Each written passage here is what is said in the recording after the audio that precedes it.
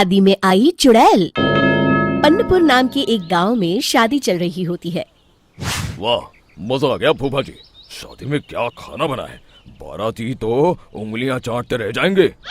हाँ, तुमने सही कहा, पनीर की सब्जी का तो कोई जवाब ही नहीं। दूसरी तरफ पंडित जी फेरों की तैयारी कर रहे होते हैं कि तभी वहाँ एक चुड़ैल आ जाती है। अरे मर गया रे, ये चुड़ैल यहाँ क्या कर रही है? अरे दिवाकर जी, ये आपकी कौन से रिश्तेदार है? अरे मुझे क्या पता, क्यों भाग्यवान, कहीं ये तुम्हारे मायके से तो नहीं आई है।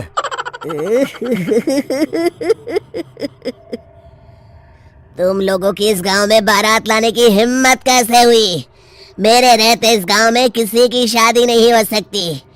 अब तुम लोग देखो मैं क्या करती हूँ। अरे मर गया रे, मैंने सुना है ये जबान की पक्की है। भागो रे भागो, वरना ये चुड़ैल किसी को नहीं छोड़ेगी। हाँ, तुम सही कहते हो मोहन भाई, यहाँ से भाग लेने में ही हम सबकी भलाई है।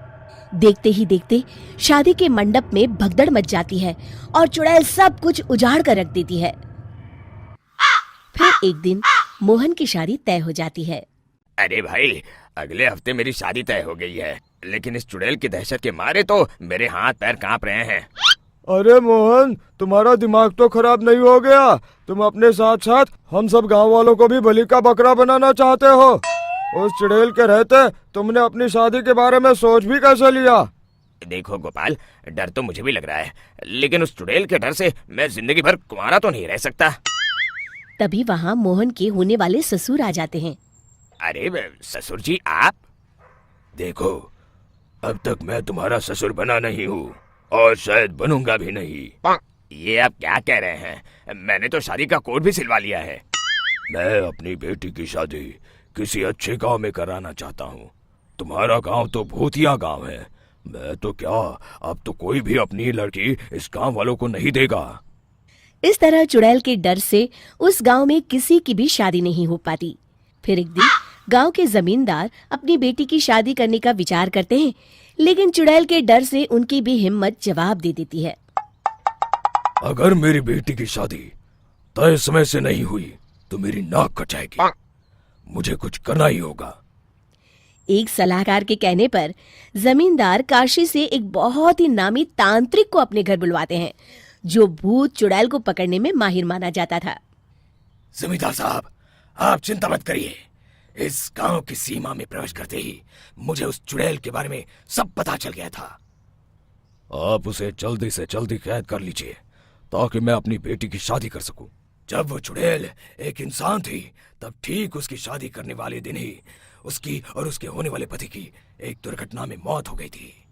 उसका होने वाला पति आज भी भूत बनकर जंगल में भटकता है।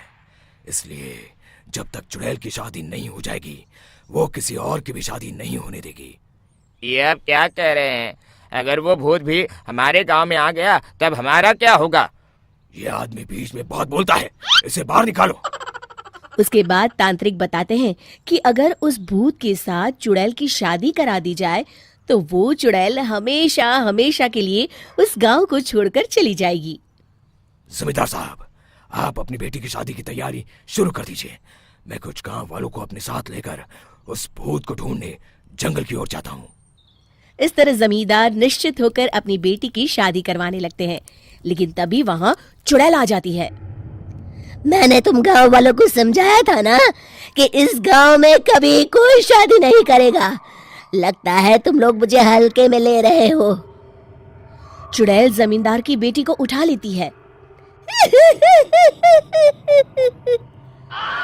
अब देखती हूँ बिना दुल्हन के तुम लोग शादी कैसे करोगे।